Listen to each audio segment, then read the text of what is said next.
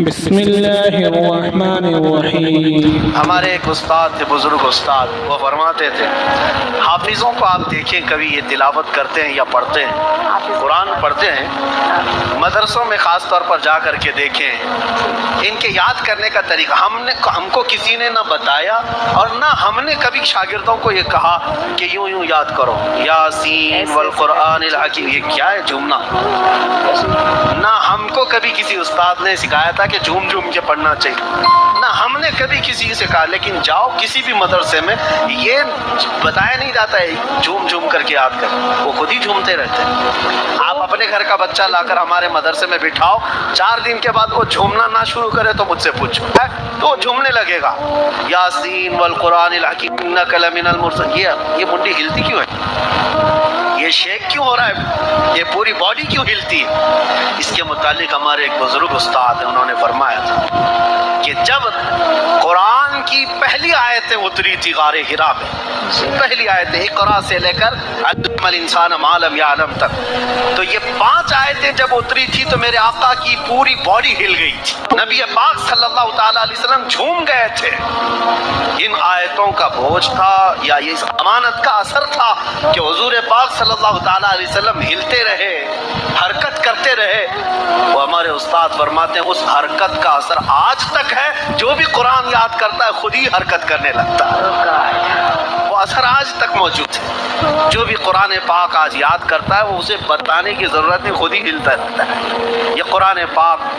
دوسری بات میرے عزیزو، اس کی تاریخ مجھے آج بتانی تھی، میں نے شروعات یہ بتائی، غار حرا سے اس کی آیتیں شروع ہوئی، پہلی 5 آیتیں، پھر سیکنڈ مرتبہ میں 19 آیتیں آئی سورہ مدثر کی، علم الانسان ما لم یعلم تک پہلے بار نازل ہوئی۔ اس کے بعد دوسری بار جب جبرائیل امین علیہ السلام آئے تو یہ لے کر کے آئے، یا ایھا المدثر قم فانذر وربک فکبر وثیابک فطہر، 19 آیتیں پھر نازل ہوئی۔ اس کے بعد پھر قرآن میں جو آج ترتیب ہے، آپ یہ سوچ سکتے ہیں کہ پہلے وہاں کی 5 آیتیں پھر سورہ مدثر کی 19 آیتیں، نازل ہونے کی ترتیب بہت الگ ہے، قرآن کے نازل ہونے کی ترتیب بہت الگ ہے۔ آج جو ہم لوگ پڑھ رہے ہیں سورہ فاتحہ، اس کے بعد سورہ بقرہ، اس کے بعد آل عمران، یا جس طرح آیتیں ہیں، یہ جو آج ترتیب ہے تو کسی کے دماغ میں یہ نہیں آنا چاہیے کہ یہ بعد کی بنائی ہوئی ترتیب ہے، لوگوں نے اس کو اپنے انداز سے یوں جمع کر دیا، نہیں۔ نازل ہونے کے اعتبار سے حضور اکرم صلی اللہ تعالیٰ علیہ وسلم جب لکھواتے تھے قرآن، کاتبان وحی جو صحابہ تھے، کئی صحابہ تھے، کچھ چمڑوں پر لکھتے تھے، کچھ پتھروں پر لکھتے تھے، نبی پاک صلی اللہ علیہ وسلم خود فرماتے اس آیت کو یہاں لکھو، اس آیت کو یہاں لکھو، تو حضور اکرم صلی اللہ علیہ وسلم خود بیان فرماتے، اسی اعتبار سے یہ سورتوں کی ترتیب بھی رکھی گئی اور آیتوں کی ترتیب بھی رکھی گئی۔ لیکن قرآن عظیم جس طرح میرے آقا صلی اللہ علیہ وسلم کے زمانے میں نازل ہوا تھا اسی صورت میں آج تک محفوظ ہے، آج تک قرآن پاک محفوظ ہے۔ اب چلیے دوسری بات میں آپ کے سامنے رکھتا ہوں، حضور صلی اللہ علیہ وسلم کے بہت سارے معجزے ہیں، چاند کے 2 ٹکڑے فرمایا حضور، اس کو حضور پاک نے پلٹایا، تسلیم کرتے ہیں کہ صلی اللہ علیہ وسلم نے انگلیوں سے پانی کے چشمے جاری کیے، مانتے ہیں حضور کے یہ معجزے، لیکن دیکھا ہے آپ نے، آپ یہ معجزے جب غیر مسلموں کے سامنے کہیں گے تو کہیں گے ہمارے بھی بڑے لوگ ایسے سب کر کے گئے، وہ پہلے کی باتیں کہیں گے، وہ نہیں مانیں۔ لیکن میرے عزیزو، تمہارا سینہ فخر سے چوڑا ہونا چاہیے، آج تک میرے آقا صلی اللہ علیہ وسلم کا زندہ معجزہ کوئی ہے تو قرآن پاک۔ یہ چیلنج پہ چیلنج دینے والی کتاب ہے، اللہ نے اس میں چیلنج دیا ہے ان ظالموں کو کہ لاؤ، اگر یہ اللہ کی کتاب نہیں ہے تو ایسی ایک کتاب تم بھی بنا کے لاؤ، پوری کتاب نہیں لا سکتے تو ایک سورہ بنا کے لاؤ، سورہ نہیں تو 10 آیتیں بنا کے لاؤ۔ کون سا بڑا کام تھا یہ؟ 1400 سال سے کیوں نہیں کیا؟ نہیں کر سکے۔ بعض لوگ ارے اب تو ٹیکنالوجی کا دور ہے، کمپیوٹر کا زمانہ ہے، بنا لیتے، کرائے کے لوگوں کو بٹھا کر کے عربی ادھر سے ادھر کر کے ایک کتاب بنا لیتے۔ قرآن کی ایک ایک آیت معجزہ ہے، ایک ایک آیت معجزہ ہے۔ قرآن 1400 سال پہلے خبریں دے رہا ہے، آج وہ چیزیں واقع ہو رہی ہیں، تم کیسے خبریں دو گے؟ آج خبریں دو گے کہ 1400 اب اور زمانہ 40 سال کے بعد ایسا ہوگا، اٹکل پچھو تو مار سکتے سکتے ہو، لیکن قرآن جو ہے وہ حقانیت اور صداقت کی بات کرتا ہے، حقیقت کی بات کرتا ہے۔ یہ چیزیں کہاں سے لائیں گے آپ؟ میں آج آپ کو قرآن کے لیے ایک بات اور بھی کہہ دوں، دنیا میں تمہارا امتحان ہوگا، تمہیں آزمایا جائے گا۔ آج میڈیا کے ذریعے سے دیکھا بھی جا رہا ہے۔ میں وہ چمتکار کے بارے میں بتاتا ہوں اور تھوڑا انتظار کرو۔ اللہ تبارک و تعالیٰ ہر چیز کو واضح کر کے سامنے لاتا ہے، انتظار کرو۔ لیکن ایمان والوں کے لیے امتحان یہ ہے، تم دنیا میں کسی چمتکار کو دیکھ کر کے گرویدہ مت ہو جانا، میاں یہ تو بابا ہے، بھی دجال آنا باقی ہے، دجال تو بارش برسا کے دکھائے گا، یہ تو ابھی دجال تو زمین سے پودے نکال کر دکھا دے گا، بلکہ وہیں مارے گا، وہیں زندہ بھی کر کے دکھائے گا، یہ تو میرے آقا نے پہلے سے فرمایا۔ تو کیا ایسی حرکتیں کر کے دکھا دینے پر تم فوراً آمنا صدقنا کہو گے؟ نہیں، میرے آقا نے فرمایا اس وقت ایک سچا مومن یہی کہے گا، اللہ ربی یحیی و یمیت، میرا رب اللہ ہے، وہی زندگی دیتا ہے، وہی موت دیتا ہے۔ آنکھوں پر پٹی تو پڑ سکتی ہے، شعبدہ بازی ہو سکتی ہے، جادوگری تو دنیا میں موجود ہے، تمہاری نظر بندی تو ہو سکتی ہے، لیکن حقیقت میں اشیاء کو بدلنا صرف اللہ کی قدرت ہے۔ اسی لیے میرے عزیزو، قرآن کی سچائی پر یقین رکھو، تمہیں ادھر ادھر جانے کی ضرورت نہیں، یہ اللہ کا کلام کافی ہے۔ وَنُنَزِّلُ مِنَ الْقُرْآنِ مَا هُوَ شِفَاء، اللہ نے فرمایا ہم نے ہر وہ چیز اتار دی ہے اس قرآن میں جو مومنوں کے لیے رحمت بھی ہے اور شفا بھی ہے، مومنوں کے لیے رحمت بھی ہے اور شفا بھی ہے۔ قرآن کی تاریخ میں ایک چیز میں آپ کو بتا دوں، یہ ایسا معجز کلام ہے، معجز کا مطلب عاجز کرنے والا کلام۔ آپ کو کیا لگتا ہے اس کا جواب کوئی لایا نہیں ہوگا اب تک؟ لانے کی کوشش کیے تھے عرب لوگ، اور وہ بھی بھاڑے کے لوگ، کرائے کے لوگ، شاعر لوگ۔ مکہ والے پریشان ہو گئے آیتیں سن سن کر کے۔ حضور فرماتے لاؤ ایک آیت، لاؤ 10 آیتیں، لاؤ ایک سورہ، کیونکہ تمہاری زبان بھی وہی ہے جو قرآن کی زبان ہے، کیوں نہیں لاتے بنا کر کے؟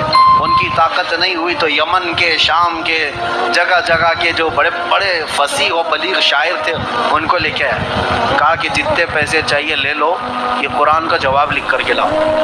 آپ پی کر کے دوسرے سال آئے اور کہا کہ نہیں بنا پایا، اور تھوڑے پیسے دے دو۔ بڑے بڑے مالداروں نے دوسرے سال پھر پیسے دیے، جاؤ کچھ تو بنا کے لاؤ۔ دوسرے سال گئے، سال بھر حج کے موسم میں آتے تھے سارے لوگ، مکہ میں جمع ہوتے تھے۔ اب ان کو ڈر لگنے لگا دوسرے سال اگر نہیں لے کے جائیں گے تو یہ عرب کے بڑے بڑے سر پھرے سیٹ لوگ جو ہے مار ڈالیں گے، تو کچھ نہ کچھ بنا کے لے کے آئے شاعر لوگ۔ پڑھیے قرآن کی سورہ القاریعۃ ما القاریعہ وما ادراک ما القاریعہ، اللہ نے فرمایا وہ چنگھاڑنے والی، قیامت کا تذکرہ ہے اس میں۔ چنگھاڑ، کیسی چنگھاڑ جو قیامت کے وقت آئے گی کہ انسان روئی کے پھائے کی طرح اڑ رہے ہوں گے، یعنی تمام پہاڑوں کو دیکھو کہ تم ہوا میں اڑ رہے ہوں گے، گردش کر رہے ہوں گے۔ یہ قیامت کا منظر ہے اس میں، سورہ میں القاریۃ ما القاریہ وما ادراک ما القاریہ۔ اس سورے کے وزن پر انہوں نے بھی ایک بنا لیا، لے کر کیا الفیل ما الفیل وما ادراک ما الفیل خرطومہ طویل، عربی میں جس کا مطلب یہ ہوتا ہے ہاتھی، تم کیا جانو ہاتھی، ہاتھی کیسی ہوتی ہے، اس کی سونڈ لمبی ہوتی ہے، دم چھوٹی ہوتی ہے، پیٹ بڑا ہوتا ہے، پیر اونچے ہوتے ہیں۔ لے کر کے آئے مکہ والوں کے سامنے، تلاوت کیا الفیل میں، سب گھبرا کے کھڑے ہو گئے اور سب کہنے لگے کیا بکواس ہے، کیا بکواس ہے، ہاتھی تم کیا جانو ہاتھی، لوگ سونڈ لمبی ہوتی ہے، پونچھ چھوٹی ہوتی ہے، یہ کوئی سورہ بنا کر کے لائے ہو؟ بہت پھٹکار کھائی اور خود ہنسنے بھی لگے، بنا کر کے لائے اور خود ہنسنے بھی لگے، ہم نے کیا بنا دی۔ کہا اس بار تمہیں جو ہے وارننگ دیتا ہوں۔ بڑے سیٹ نے کہا اگر تیسرے سال خالی ہاتھ آئے تو مارے جاؤ گے، قرآن کے جواب میں کچھ تو لے کے آؤ۔ لے سے ہوتی رہی ہے، بیچارے آج میڈیا کے ایک میز پر بیٹھ کر کے کہتے ہیں کہ 26 آیتیں نکال دیں گے، وہ بڑے بڑے عرب نہیں کر پائے، یہ لوگ کریں گے جن کو پیشاب کا طریقہ نہیں معلوم، قرآن کی 26 آیتوں کے بارے میں۔ میں آپ سے کہتا ہوں تیسرے سال بیچارے کیا کیے، کہا کہ آپ بنانے کی ہمت نہیں ہے، اب ہاتھی کا بنائے پھر اگلے سال گھوڑے کا نہ بنا لے۔ بناتے نہیں، قرآن میں کچھ اگر نقص ہے، عیب ہے تو اس کو ڈھونڈ کے لے جاتے ہیں، جو عربی گرامر سے گرے ہوئے تو 4 لفظ ڈھونڈ کے لائے ہو، 4 لفظ قرآن کے اندر کے ڈھونڈ کے لائے کہ یہ عرب نہیں بولتے، ایسی بات قرآن میں آئی ہے، فصیح نہیں ہے یہ، فصیح عربی سے گری ہوئی چیز۔ وہ کیا تھے؟ 4 لفظ تھے، حضوا، حضوا کا مطلب ہوتا ہے مذاق، لیکن قرآن میں حضوا، عرب لوگ اس کو استہزاء کہتے تھے۔ قرآن میں دوسرا ایک لفظ استعمال ہو کبار، بوڑھے کو کہتے ہیں، لیکن عرب لوگ کبار نہیں کبیر استعمال کرتے تھے۔ قرآن میں ایک لفظ استعمال ہے عجاب، عرب لوگ عجاب نہیں عجیب استعمال کرتے ہیں، عجیب و غریب چیز کو قرآن میں عجاب آیا ہے، تو کہنے لگے ایسے ورڈز آئے ہیں قرآن میں جو عرب یوز نہیں کرتے۔ عرب لوگ جو یوز کرتے ہیں وہ فصیح زبان ہوتی، لشیء ہے، لی شیئن ہونا چاہیے۔ 4 غلطیاں ڈھونڈ کے لائے، اور جب وہ آئے تو مکہ والے خوش ہو گئے، چلو کچھ تو لائے، 3 سال پیسے کھا کر کے۔ حضور کے پاس وہ آئے، حضور سے کہا کہ دیکھو محمد صلی اللہ علیہ وسلم، ہم نے تمہارے اس کلام قرآن سے 4 ایسی غلطیاں نکالی ہیں جو عرب لوگ استعمال نہیں کرتے، عربوں کے درمیان یہ رواج نہیں ہے۔ حضور نے فرمایا میں تم سے نہیں بات کرتا، ہمارے اور تمہارے درمیان فیصلہ کرنے کسی بڑے بوڑھے آدمی کو لے آؤ جس کی زبان دانی پر سب کا اتفاق ہو، سب اس پر اتفاق کر۔ تو اس زمانے میں 96 ایئر کا ایک بوڑھا تھا جو پہاڑوں پہ رہتا تھا، اس کی زبان ایک دم اوریجنل زبان، بالکل پیور عربی، کیونکہ کبھی وہ لوگوں سے ملنا جلنا نہیں، اپنی زبان کی حفاظت کے لیے بیچارہ بوڑھا پہاڑوں پہ رہتا تھا۔ مکہ والوں نے کہا ہم اس کو لے کے آئیں گے، وہ استاد فیصلہ کرے گا۔ حضور نے فرمایا لے آؤ اس کو لے کر کے آئے۔ جب وہ بوڑھا آیا تو حضور بیٹھے ہوئے تھے، بڑے لوگوں کے آتے ہی تعظیم کی جاتی تھی، حضور کھڑے نہیں ہوئے، حضور بیٹھے رہے۔ وہ بوڑھا دیکھتا رہا اور آ کر کے حضور کے سامنے بیٹھ گیا تو حضور کھڑے ہو گئے۔ جب وہ بیٹھا حضور کھڑے ہو گئے تو وہ گھبرا کے وہ بھی کھڑا ہو گیا، حضور پھر بیٹھ گئے، وہ پھر بیٹھ گیا۔ حضور نے فرمایا یہاں نہیں، یہاں بیٹھو بازو، اس کو وہاں سے اٹھائے بازو میں بیٹھے۔ اس کے بعد پھر حضور نے فرمایا نہیں نہیں ادھر نہیں، ادھر بیٹھو۔ 96 سال کے بوڑھے کو اٹھاؤ بٹھاؤ، ویسے ہی بوڑھے سٹیا جائے، وہ بیچارہ ادھر سے ادھر ادھر سے ادھر کیا، غصے میں آ گیا۔ غصے میں آ کر کی جو اصلی زبان ہوتی وہی نکلتی، اے محمد اتتخذنی حضوا وانی شیخ کبھی کبار وان ھذا منکم لشیء عجاب۔ وہ 4 غلطیاں جو یہ پکڑ کے لائے تھے، وہ بوڑھا وہی 4 باتیں بول رہا تھا۔ وہ کہہ رہا تھا اے محمد تم میرا مذاق اڑا رہے ہو، حضوا کا لفظ اس نے استعمال کیا، کہا انی لشیخ کبار، میں تو کبار بوڑھا آدمی ہوں، وَإِنَّ هَذَا مِنْكُمْ لَشَيْءٌ عُجَابٌ، اور ایسی حرکت آپ جیسے آدمی سے بہت عجیب ہے۔ اس نے نہ عجیب کہا، نہ کبیر کہا، نہ استہزاء کہا، اس نے کہا حضوا، عجاب، کبار، جو عرب لوگ غلطیاں پکڑ کے لائے تھے کہ عربی لوگ استعمال نہیں کرتے، یہ بوڑھا سٹیا کر وہی لفظ استعمال کر رہا ہے۔ حضور نے ان کی طرف دیکھا اور کہا جس کو فیصلہ کرنے لائے تھے وہی 4 باتیں تو کہہ رہا ہے، جس کو تم کہہ رہے ہو کہ قرآن کی فصیح زبان نہیں ہے تو سب سے بڑا استاد وہ استعمال کر رہا ہے۔ بیچارے شرما کر منہ جھکا کر چلے گئے، قرآن کا جواب اس وقت بھی نہ لا سکے تھے۔ حضور کے زمانے میں ایک اور چیز ہوتی تھی، شاعر لوگ، شاعروں کا رواج تھا، جو سب سے اچھی شاعری کرتا تھا اس کی شاعری خانہ کعبہ کے پاس لا کر لٹکا دی جاتی۔ چیلنج ہوتا تھا اس سے اچھی شاعری اگر کوئی لکھے گا تو یہ پرانی والی نکال دیں گے اور نئی والی پھر لگائیں۔ عربوں میں فیصلہ ہوتا تھا بیٹھ کر، تو کعبے کے دروازے کے پاس جس کی شاعری لٹکی ہے وہ سب سے عمدہ شاعری، عربی میں شعر و شاعری کا رواج۔ ایک دن حضور صلی اللہ علیہ وسلم نے لکھوایا سورہ کوثر کو، انا اعطیناک الکوثر فصل لربک وانحر ان شانئک هو الابتر، 3 آیتیں بس لکھوا کر کے کعبے کے پاس لٹکا دیا اور کہا کہ جو اس سے بہتر لکھ کر کے لائے گا یہ نکالا جائے گا اور نیا لگایا جائے گا۔ اب عربوں کو پتا تھا اس کے معنی کیا ہیں، اور یہ 3 آیتیں نہیں ہیں ہمارے اور آپ کے لیے، ہم اجنبی ہیں عربی سے، لیکن عربی لوگ جانتے لیکن عربی لوگ جانتے ہیں اس میں کتنا سمندر بھرا ہوا ہے معنوں میں. دیکھتے رہے. پھر اس زمانے میں بھی انہوں نے بہت بڑے شاعر کو پکڑ کر لا کر کہا اس کا جواب لکھو، اس کو اترواؤ کعبے سے. وہ آیا، دیکھا، غور سے پڑھا، انا اعطیناک الکوثر فصلی لربک وانحر ان شانئک هو الابتر. اپنی طرف سے نیچے لکھ کر کے لگایا ما ھذا کلام البشر. کہا کہ یہ بشر کا کلام ہو ہی نہیں سکتا. اس نے کہا میں کیا شاعری لکھوں، یہ جو کلام ہے یہ بشر کا ہو ہی نہیں سکتا. اس کے بعد سے آج تک کعبے پہ لٹکانے کا رواج ہی ختم ہو گیا. قرآن کے آنے کے بعد پھر کوئی فصیح زبان اس کا مقابلہ نہیں کر سکی. یہ میرے رب کا کلام سچا اور میرے مصطفیٰ کا سچا معجزہ ہے. مجھے حیرت اس بات کی ہے کہ ہماری قوم اس سے غافل ہے، اس قرآن پاک سے. اس کے ترجمے، معنی، تفسیر تو دور کی بات، پڑھنا نہیں آتا لوگوں کو. میتوں پر پڑھتے. ابھی رمضان میں جھٹک کر کے نکالے ہوں گے کہ پڑھنا ہے. لیکن میرے عزیزوں اس قرآن کے ساتھ اتنی ناانصافی کرتے رہو گے تو ہدایت کیسے پاؤ گے؟ اسے قرآن اگر ہم نے نہ بھلایا ہوتا، یہ زمانے نے زمانہ نہ دکھایا ہوتا.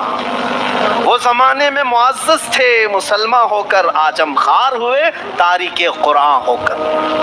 ہم قرآن چھوڑ کر کے خار ہوئے. اتنا علم اس کے اندر ہے. میں نے اب تفسیر کے لیے جو اس سال مزاج بنایا تھا کہ قرآن کے اندر جو علوم ہیں میں آپ کے سامنے نکال کر کے رکھوں گا. آج ریسرچ کرنے کے بعد جو علوم لائے گئے میں نے وہ علوم قرآن میں پڑھے.